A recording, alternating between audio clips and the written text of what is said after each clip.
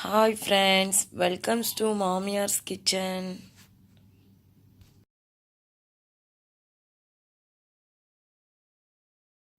இங்கே பாருங்கள் ஃப்ரெண்ட்ஸ், நான் இப்போ இன்றைக்கி செய்ய போகிறது வெஜிடபிள் பிரியாணி செய்ய போகிறேன். அதுக்கு 2 பெரிய வெங்காயம் நறுக்கி வச்சுருக்கேன், ஒரு 2 தக்காளி நறுக்கி வச்சுருக்கேன், 6-7 பச்சை மிளகாய் நறுக்கி வச்சுருக்கேன், 5 பீன்ஸ் நறுக்கி வச்சுருக்கேன், 2 கேரட் நறுக்கி வச்சுருக்கேன், எனக்கு போதுமானது இஞ்சி வெள்ளைப்பூடு எடுத்து வச்சுருக்கேன். அதுக்கப்புறம் புதினா, கொத்தமல்லி. நான் கொஞ்சோண்டு தான் கொத்தமல்லி போட்டிருக்கேன், உங்களுக்கு வேணும்னா கொஞ்சம் சேர்த்துக்கங்க. ஆனால் புதினாவோட டேஸ்ட் தான் நல்லாயிருக்கும். அதுக்கடுத்து கொஞ்சோண்டு பட்டாணியும் சோயா பீன்ஸு சேர்த்துருக்கேன். அதுக்கப்புறம் தயிர் எடுத்து வச்சுருக்கேன். அதுக்கப்புறம் ரைஸ் எடுத்து வச்சுருக்கேன். இது 200 உலக்கு. இதில் நான் 1.5 டம்ளர் பாஸ்மதி ரைஸ் எடுத்திருக்கேன்.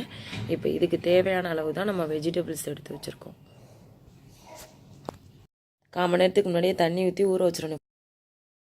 ஃபஸ்ட்டு நல்லா எண்ணெய் காயணும் ஃப்ரெண்ட்ஸ். நல்லா காஞ்ச பிறகு கொஞ்சோன்னு நெய் ஊற்றிக்கிறணும். நமக்கு எவ்வளோ நெய் தேவைப்படுதோ அந்தளவுக்கு நம்ம நெய் ஊற்றிக்கிறலாம். ஓகேவா? நெய் நல்லா மெல்ட் ஆன பிறகு 2 பட்டை, 2 இலை, 2 பூவு, 3 கிராம்பு, 3 ஏலக்காய்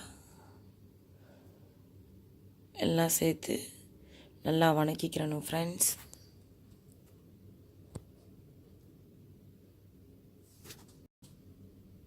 அதுக்கப்புறம் நல்லா வணங்கின பிறகு நம்ம பச்சை மிளகாய் அதில் போட்டு நல்லா வணக்கிடணும் ஃப்ரெண்ட்ஸ். ஃபஸ்ட்டே நம்ம வெங்காயம் போடாமல் பச்சை மிளகா போட்டால் தான் அந்த பச்சை மிளகாத்தோட காரம் நமக்கு எண்ணெயில் இறங்கும். அதனால தான் ஃபஸ்ட்டு பச்சை மிளகா போடுறேன் ஃப்ரெண்ட்ஸ். இப்போ நல்லா வணங்குது பாருங்கள் பச்சை மிளகா. இப்போ நம்ம வெங்காயம் போடுறோம். இப்போ போட்டு நல்லா வணக்கணும் ஃப்ரெண்ட்ஸ். வெங்காயம் எவ்வளோ நேரம் வணங்குதோ அப்போ தான் நம்ம பிரியாணி டேஸ்ட்டாக இருக்கும் ஃப்ரெண்ட்ஸ். அதனால் வெங்காயத்தை நல்லா வணக்குங்க. இப்போ நல்லா பாருங்கள், வெங்காயம் வணக்கிக்கிட்டு இருக்கு. நல்லா வணங்கின பிறகு நம்மளுக்கு நம்ம அரைச்சி வச்சுருக்க இஞ்சி வெள்ளைப்பூடு விழுதை நம்ம சேர்க்கலாம். இப்போ இந்த ஸ்பூனில் நான் 3 ஸ்பூன் போட போகிறேன்.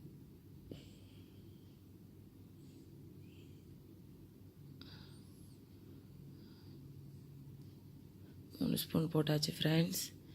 இப்போ நல்லா வணக்கணும் ஃப்ரெண்ட்ஸ். இஞ்சி வெள்ளைப்பூடு வாடை போகிறதையும் நல்லா வணக்கணும் ஃப்ரெண்ட்ஸ். நல்லா வணக்குங்க. இப்போ நல்லா கருவேப்பிலை போட்டு கருவேப்பிலை நல்லா வணங்குற வரைக்கும் நல்லா கிண்டணும் ஃப்ரெண்ட்ஸ். அதுக்கப்புறம் நம்ம கேரட் நறுக்கி வச்சுருக்கோம் பார்த்திங்களா, அதையும் போட்டு நல்லா இப்போ நல்லா பீன்ஸை வதக்கணும் ஃப்ரெண்ட்ஸ். நல்லா வதங்கிக்கிட்டு இருக்கும்போதே நம்ம வச்சுருக்க பட்டாணியையும் சோயா பீன்ஸையும் அதில் கொட்டிடணும் ஃப்ரெண்ட்ஸ். கொட்டி அதையும் நல்லா வணங்கணும் ஃப்ரெண்ட்ஸ். நல்லா வணக்கணும். நல்லா வணக்கிட்டு இதை வேக வைக்கக்கூடாது ஃப்ரெண்ட்ஸ். பட்டாணியையும் சோயா பீன்ஸையும் நான் பச்சையாக தான் போட்டிருக்கேன். பச்சையாகவே போட்டு வணக்குங்க.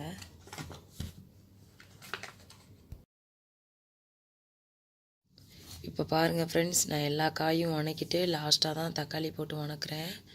இப்போ உங்களுக்கு எவ்வளோ உப்பு தேவையோ அவ்வளோ உப்பு போட்டுக்கோங்க. கல் உப்பாக போடுங்க, அப்போ தான் தக்காளி கரையும். ஒரு 10 நிமிஷம் நல்லா வேக விடணும் ஃப்ரெண்ட்ஸ். நல்லா வேக விட்டுட்டு பாருங்கள்.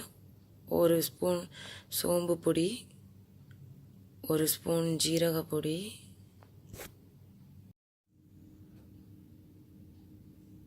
கறி மசாலா பவுட்ரு 1 ஸ்பூன் போடணும் ஃப்ரெண்ட்ஸ். நம்ம தயிர் வச்சுருந்தோம்ல அதையும் ஊற்றிக்கிறணும் ஃப்ரெண்ட்ஸ்.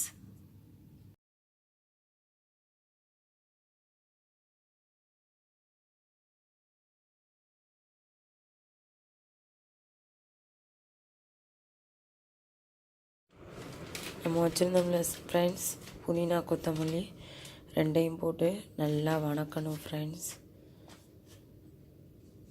இந்த புதினா அப்படியே வதங்கிடும் ஃப்ரெண்ட்ஸ். நல்லா இப்போ நல்லா நம்ம வணக்கி வச்சுருக்கத குக்கரில் கொட்டிடணும் ஃப்ரெண்ட்ஸ். கொட்டிட்டு நம்ம எப்பயுமே 1 டம்ளரு பாஸ்மதி ரைஸ் வச்சோன்னா அதுக்கு 1.5 டம்ளர் தண்ணி ஊற்றினா போதும் ஃப்ரெண்ட்ஸ். நான் அந்த உலக்கில் 1.5 உலக்கு ரைஸ் வச்சேன். அதே அளவு உள்ள இந்த டம்ளரில் நான் 3 உலக்கு தண்ணி ஊற்றுறேன் ஃப்ரெண்ட்ஸ். நல்லா ஊற்றிட்டு அதுக்கப்புறம் மிச்சம் கொஞ்சோண்டு புதினா இருந்துச்சு ஃப்ரெண்ட்ஸ், அதை நான் போட்டுட்டேன் ஃப்ரெண்ட்ஸ். போட்டுட்டு நம்ம ஊற வச்சு வச்சுருக்கோம்ல ஃப்ரெண்ட்ஸ் ரைஸு, அந்த ரைஸையும் அள்ளி குக்கரில் போட்டுறணும் ஃப்ரெண்ட்ஸ்.